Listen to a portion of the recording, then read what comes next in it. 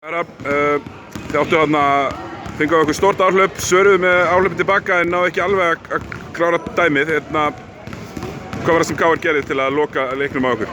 Nei, ég meina við náttúrulega, þessi leik var náttúrulega bara svona einhver varnar barátta til að byrja með og við vorum bara í fínu leik. Við stjórnum leik bara til einhverja nokkru mínútur eftir og þá svona juku fyrir svona baráttuna og tóku svona þetta toughness level bara svolítið upp og við náðum ekki að bregðast við.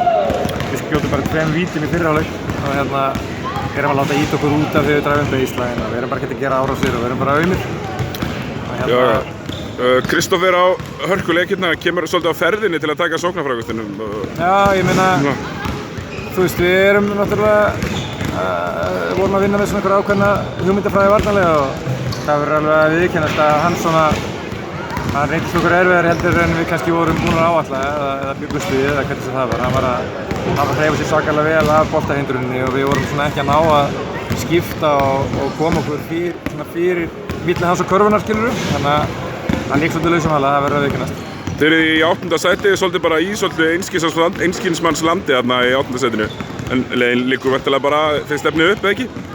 Já, ég meina, þetta snýst bara allt það á hvaða stað þetta liðið er. Mér fannst við eiga gott jólafrí og þó svo við höfum endað á því að tapa þessu leik þá þú veist, maður tapar bara fyrir KR á endanum. Ég er alveg til í að skipta þessu tapi fyrir þá 4 sigurleiki í staðinn fyrir 4 tapleiki eins og það var fyrir árum. En við gefum okkur, markmið okkar eru skýr og við gefum okkur góða möguleika að komast þangað. Flottir, takk.